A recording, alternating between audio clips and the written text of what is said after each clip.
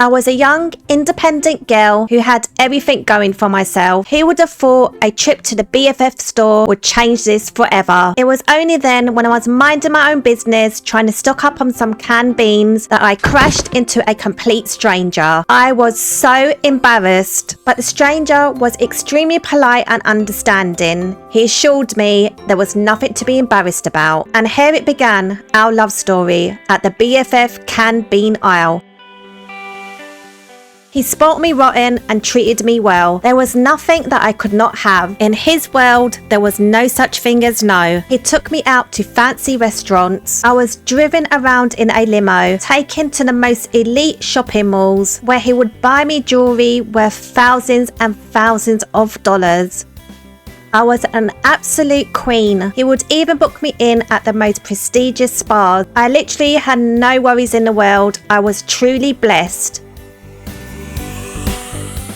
And it wasn't long before he flew me over to Colombia, and this is where we wed. I couldn't believe it. This was the happiest day of my life, and for our honeymoon, we flew over in a private jet to Japan.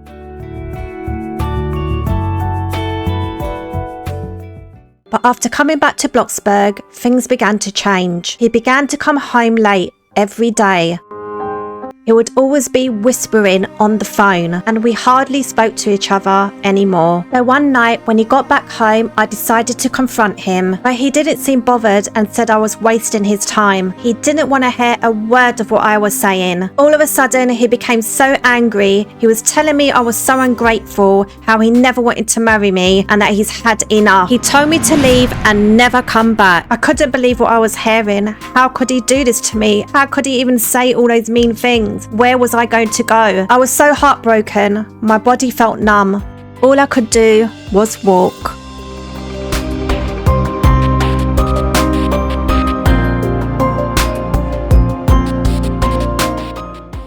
I couldn't get my old job back, so I had to move on to the other side of town. I got myself a little job in a local takeout. Times were tough. I was just about making ends meet. No matter how hard I tried, I just couldn't stop thinking about what he did to me. My emotions started to eat me up inside. I became depressed. I started to let myself go. I didn't even know who I was anymore, and my will to carry on was slowly disappearing. I got fired from my job and could no longer pay the bills, and it wasn't long before I got thrown out onto the streets once again. And this is where my life on the streets began. I now didn't have a care in the world. It was about survival. From the moment the sun rises, I will get up to find myself something to eat. I would go and check the trash to see what has been thrown out the night before. And today I've been so fortunate to find a slice of pizza. And I don't even care that it's come out from the trash. If I'm really lucky, the local takeout will give me what's left over. I've lost all pride in my appearance, so I don't shower too often. But when I do decide to freshen up, I'll walk for miles into town. Here I will sneak into the back of the restaurants to use the washrooms. People stare and call me stinky. It's a cruel world and people judge, but that's just made me even stronger, and I don't give a damn. I run from shop to shop, place to place, finding things to steal. I am basically now a criminal. I'm running from the law, but what people really don't understand is that I'm not only just running away from the law, I'm running away from my emotions, I'm running away from my pain, I'm running away from my loneliness. And as I wander through the streets day and night, I think to myself, who am I and how can this be me?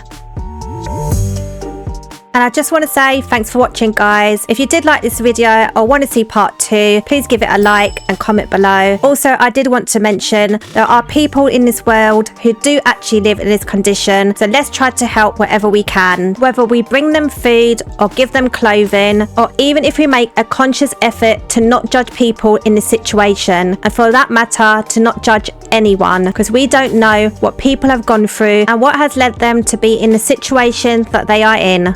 Stay blessed and stay safe, and I'll see you in the next one. See ya!